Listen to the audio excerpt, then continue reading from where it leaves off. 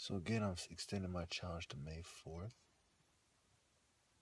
and possibly to December, ultimately, which seems to be the goal, but that's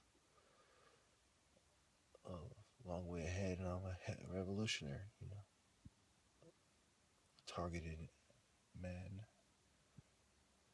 harassed and persecuted and pestered by the government in a way that you really would expect to have happen. It's consistent with their thinking and their agenda and their past behaviors. So when I look at this thing personally, I know that I have valor. I know I've displayed transferable skills, form and technique. And in that technique and form, you find the maneuverability, the speed, the wisdom, the way, patterns in nature, planets battling, hearts broken, throwing the equilibrium out of whack till there's no balance. It barely managed to maintain, and then it's off. And then goes the warrior, striking the weapon, or without the weapon, the form, the technique, it's the same. Sparring, what it has to offer you.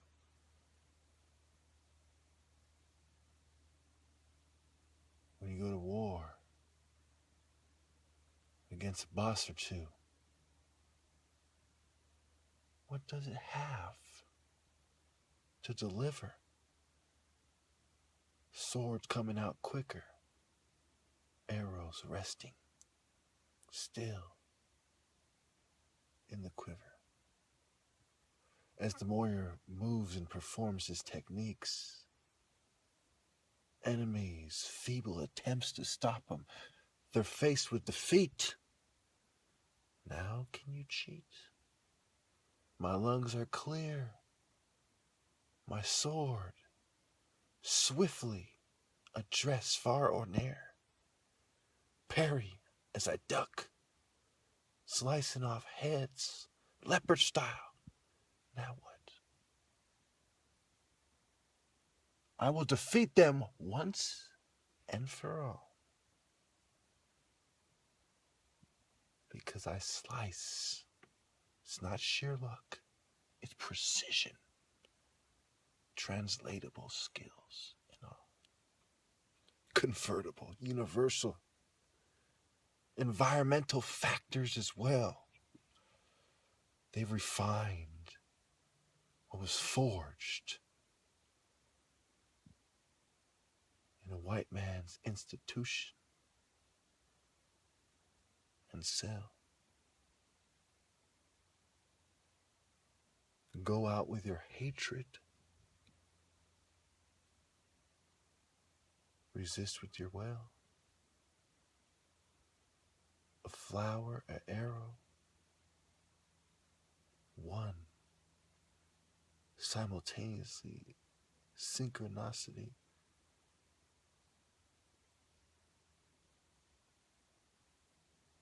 It's real.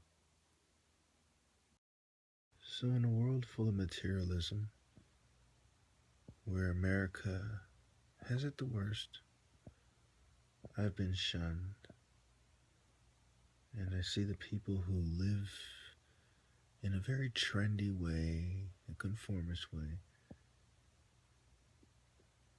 They get a little, little something. And the more they try hard to be that, the more their network grows unhindered by the New World Order. All you beautiful women at the store, now that I've given up on, American women, I can say these things, with less hesitation, but I always keep it real no matter what, regardless. All you females at the store I see who are gorgeous, just talking to the really gorgeous ones. I see you looking good, and sometimes you're dressed good, and or you look like trouble. Somebody's girlfriend or something, wife. You didn't appreciate me. Fuck every one of you bitches. I've forgiven you in the past, but it just kept, you just kept doing it. It just keeps not sitting right with me, I'm tired of evil women. I'm tired of a cruel, indifferent nation full of gold-digging harlots. I treated women way too nice in my time, all I had to do was, get my heart broken. They're sleeping with the enemy all the time. Holidays, you look back at my videos, you'll see birthdays, holidays, by myself, miserable. And they have no excuse. It was easy for the New World Order to sabotage my life in this pathetically, judgmental, racist, conformist society. When you add all the things up, materialism, conformity, cowardice, evilness, illusion, lies, people tending to want to date their own, for better or worse. San Jose being only 1% black, and Morgan Hill probably less than that, especially look at, how many attractive women my age are there. You consider all the factors, and fuck all these bitches, and fuck all the other bitches for, being cool with it too, and encouraging them to hate on people like me. Years and years, and this, I have no love for Santa Clara County, no love for California. I'm sure even at points during the time where I was making my videos, I had a certain amount of love. At points, I'm sure. But, at this point right now, just absolutely despise. And this is how I feel. I like to say the facts all the time, and also, add how I feel here and there. That's how I feel. I despise the state. I despise America for how they've conditioned women to not like me and not value me.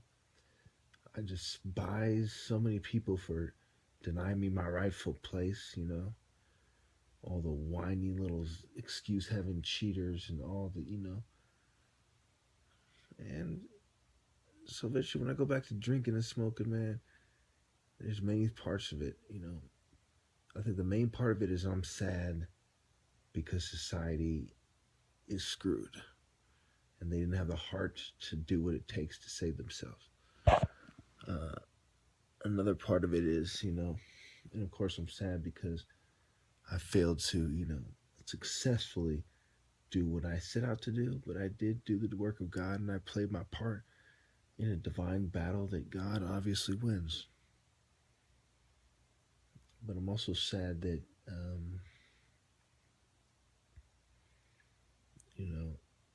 that it's like this.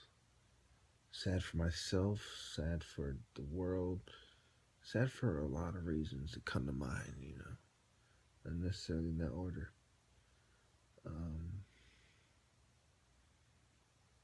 And I see the gorgeous women I should have had, and I imagine, the love making in a nice home and everything, and how it was denied me by this racist. When it comes to dating, racism isn't that big of a component, except for this kind of, when it comes to personal taste and how conditioning can condition people to prefer their own racism, for better, for worse. And if you're not, if they're, your race is few and far between in that region or area, you have trouble, right? Generally speaking, when those factors come into play. But when you look at society in general, they do not want a politically active black man who's uncontrolled to have his rightful place. And unless he has a group of die-hard followers who are very dogmatic and what they might call fanatical, he really has no chance to oppose them. So they're against being uncontrolled, deviant behavior. They're against, dogma, religious dogma. They're against, fanaticism, resistance, true transcendence, true defiance, being a true evolutionary who's not doing things in a way that all the Masonic revolutionaries from the past would approve of or would be consistent with what their long-term plan is. So, we talk about valor and maneuverability and dexterity and agility. It comes in many forms. The individual, a unit, a brigade, the cohort in the military, in the army, armed forces. You can look at it from different aspects, spiritually,